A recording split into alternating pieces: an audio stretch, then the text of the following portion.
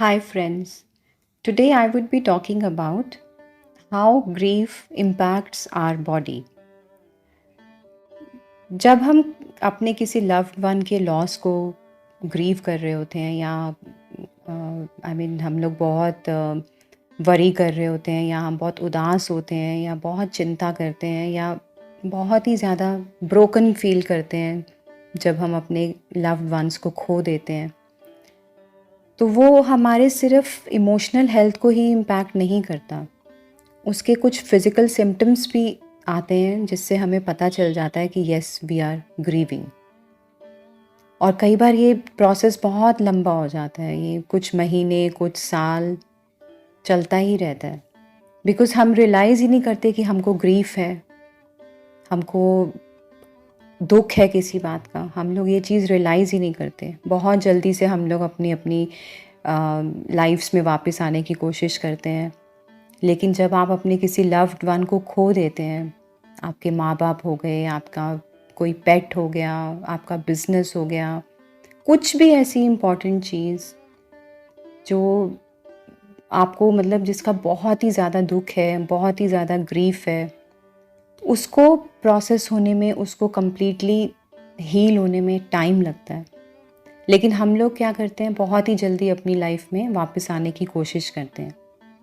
तो जो भी ये ट्रॉमा होता है, जो भी ये सारा इमोशनल स्ट्रेस है, ये सारा हमारे सबकॉन्शियस माइंड में चला जाता है, अंदर वहाँ पे फीड हो जाता है वो चीज़ें, और टाइम एंड अगेन वो वापस आती रहती हैं वो बातें।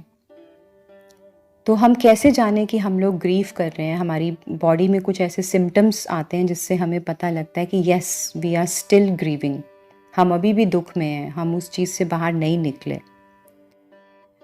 ग्रीफ हमारी बॉडी को 3-4 चीज़ों से इफ़ेक्ट हमें पता लग सकता है।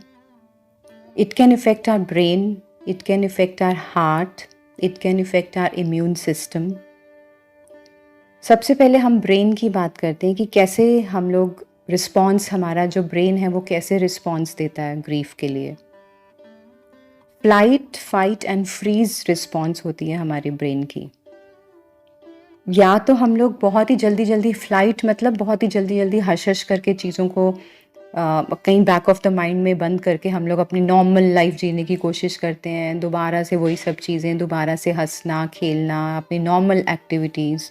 So that is a flight mode, कि आप बहुत जल्दी जल्दी चीज़ों को बंद करने की कोशिश कर रहे हैं अपने दिमाग में। आप अपनी फीलिंग्स को सही तरीके से, इमोशंस को अच्छे तरीके से प्रोसेस नहीं कर रहे। दूसरा होता है कि आप फाइट मोड में आ जाते हैं, बहुत ही गुस्सा आना, बहुत जल्दी जल्दी इरिटेट होना, और छोटी छोटी बात पे लोगों से अपसेट होना, लोगों से बहस करना। तो that is also a response of our brain. The last is the freeze response. Freeze आप बिल्कुल ही एकदम फ्रीज हो जाते हैं, आपको पता ही नहीं है कि अब बोलना क्या है या करना क्या है। एकदम आपका हाथ पैर, जैसे कहते हैं ना, हम सुन्न हो जाते हैं। तो ये इन 3 चीज़ों से हमारा ब्रेन रिस्पॉन्स करता है ग्रीफ को: फ्लाइट, फाइट एंड फ्रीज। और जब हम ग्रीफ में होते हैं तो हमारा जो प्रोडक्शन है बॉडी में, कॉर्टिज़ोल, जो एक स्ट्रेस हार्मोन होता है, उसका बहुत ज़्यादा प्रोडक्शन होने लगता है, और उसका बहुत नेगेटिव इम्पैक्ट पड़ता है हमारी पूरी बॉडी पे। The next is forgetfulness. आपको चीज़ें भूलने लगती हैं, आपको ऐसे लगेगा कि आप उतने एक्टिव नहीं रहे, आपका ब्रेन इतना एक्टिव नहीं है, आप चीज़ें भूल रहे हैं, आप लोगों के नाम भूल रहे हैं। Next is difficulty in concentrating. आपको कॉन्सेंट्रेट करने में प्रॉब्लम होगी, आपका माइंड उतना शार्प नहीं रहेगा या कि आप चीज़ों को जल्दी से अब्जॉर्ब कर सकें। You will feel difficulty in concentrating. और हमारे सबकॉन्शियस माइंड में ये चीज़ें ऐसी फीड हो जाती हैं, हमारा ग्रीफ जो होता है वो हमारे सबकॉन्शियस माइंड में जाके सेटल हो जाता है, and it keeps coming back after months, after years. कुछ ना कुछ ऐसा ट्रिगर होता है, जैसे किसी की कोई बॉडी की स्मेल हो गई, या किसी का कुछ कलर आपको कुछ दिख गया ऐसा, तो वो कहीं ना कहीं से वो रिलेट होके बार बार आपको ट्रिगर मिलता रहता है, और आप एक लूप में घूमते रहते हैं।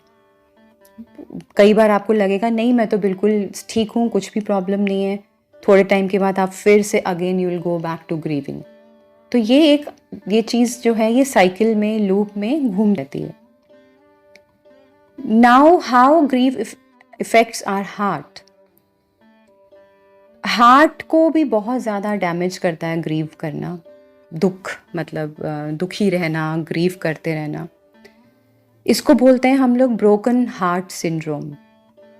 यस गाइस, ऐसा सिंड्रोम होता है, broken heart syndrome.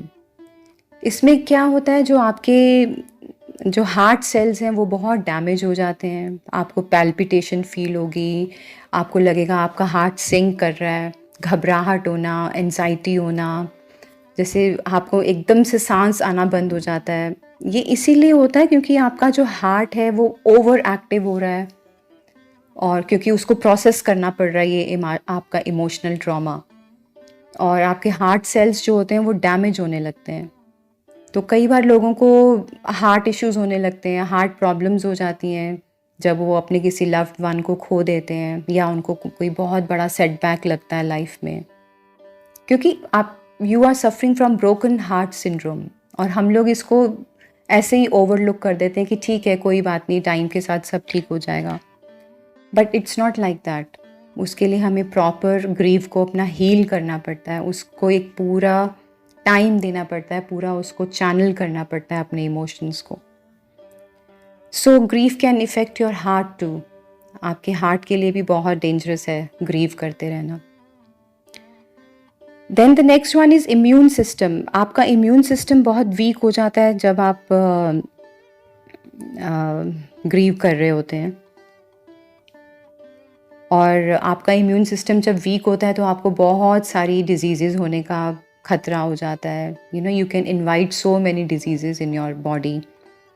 Negative hormone जो होता है हमारा कॉर्टिज़ोल, जब वो बढ़ जाता है तो हमारे बॉडी में इम्यूनिटी कम हो जाती है। आपको cough and cold, skin diseases, और पेट खराब होना, हेडेक्स होना, बहुत सी चीज़ें हो जाती हैं जब हमारा इम्यूनिटी वीक होती है।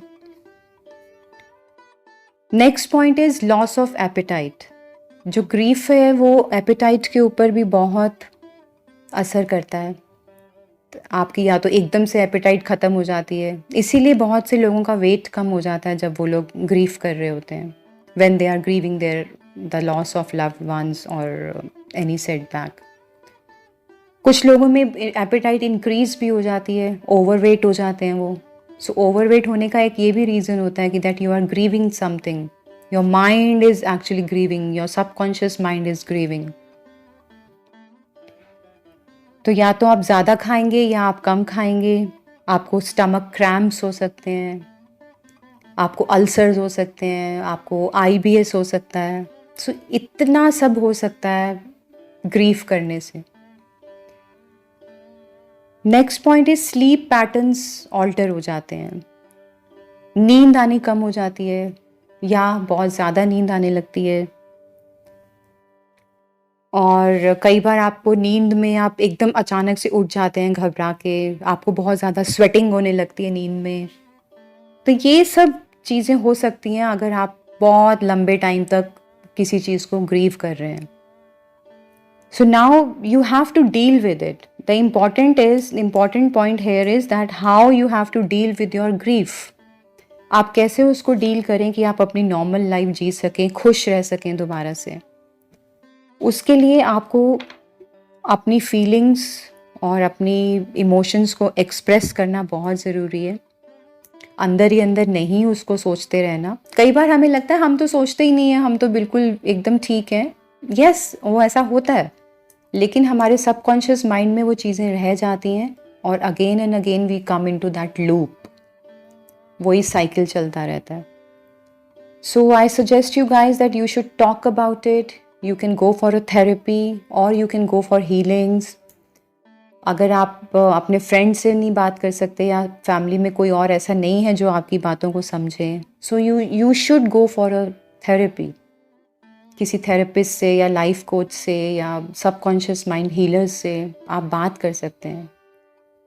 So I suggest that please don't struggle and don't suffer just talk about it and feel better.